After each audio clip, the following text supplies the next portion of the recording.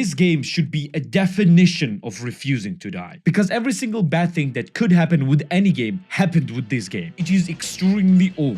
The graphics are pretty much outdated. It was updated hundreds of times, basically changing anything and everything. It was abandoned by devs years ago. It is plagued with bots. It has microtransactions and item shops, but yet this game just absolutely refuses to die. No matter what happens, this game just keeps on going and people are keeping on playing. And that's just not all. This game is still one of the most top played games on Steam, and it reached its peak players just a few months ago. And this game is actually 16 years old. Nothing can kill this game. To be fair, now I'm pretty sure that nothing will kill this game. But why? How this game survives anything and everything while other games are being buried deep under, even for absolute fractions of the things that happen with this game. Let's find out and let's talk about that. And yeah, the game is none other than Team Fortress 2. For the ones who haven't played about this game, well first, where have you been for past decade or two? But the game came out in 2007, and it is an OG class-based shooter. Of course, it's not first, but by far it's the biggest. Game came out in 2007, and it is, well, first-person class-based shooter. We choose one of 9 classes, choose different game modes, and at first nothing is significant in this game mode. There's regular death matches, King of the Hills, and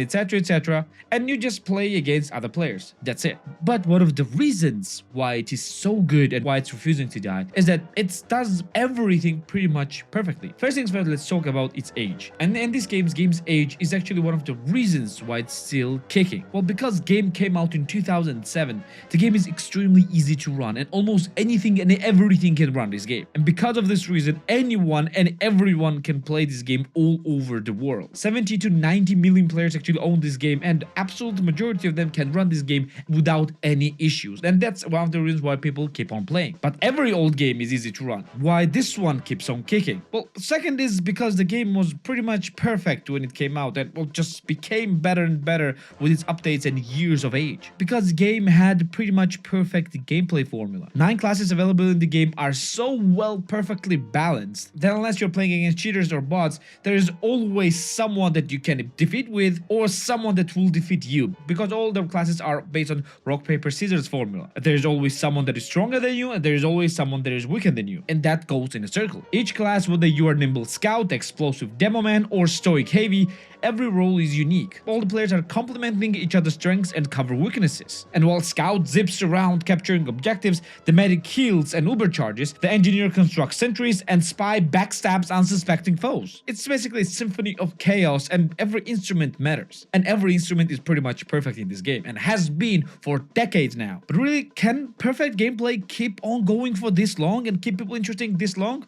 Well, kinda yes, but kinda no as well. Another reason why this game is still alive is, well, it's because of here. Well, because of this place. It's because of its community's creative spirit. The TF2's community is a vibrant ecosystem of creators. The people are creating custom maps, game modes, and cosmetics, and it breathes new life into the game. Valve itself, the developer of the game, actively collaborates with the community, incorporating their works into official updates. And the workshop allows players to submit their cosmetic items, and the best ones become the part of the game. And most importantly, all of this is getting covered by a bunch of different YouTube channels, giving this game spotlight over and over and over and over again. There are a myriad of amazing channels covering only that game only, and it keeps this game alive and kicking. And speaking of creators, custom game modes. TF2 is probably one of the most vibrant and amazing and varied custom game modes in any game, because this game is not just a regular game mode like kill enemies or defend the territory or capture the flag or follow the payload. This game has so much variety that you'll be shocked that you're playing the same game. Like, for example, if you're playing a zombie escape where the players faced off against the waves of zombies, and the infected players try to convert the survivors while the survivors aim to escape safely. And it's a frantic battle for survival, and the community servers host epic zombie escape events. It's insane. Or you can just go with the class wars. And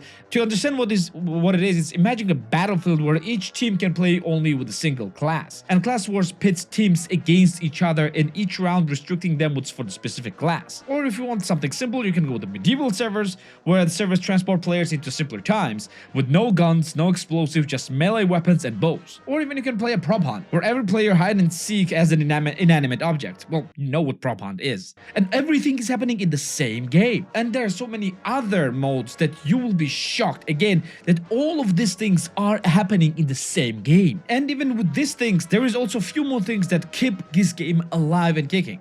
And it's weirdly enough some other games that try to emulate the success of TF2. Like for example, Overwatch. Overwatch is also a hero class based shooter, but it's doing things differently.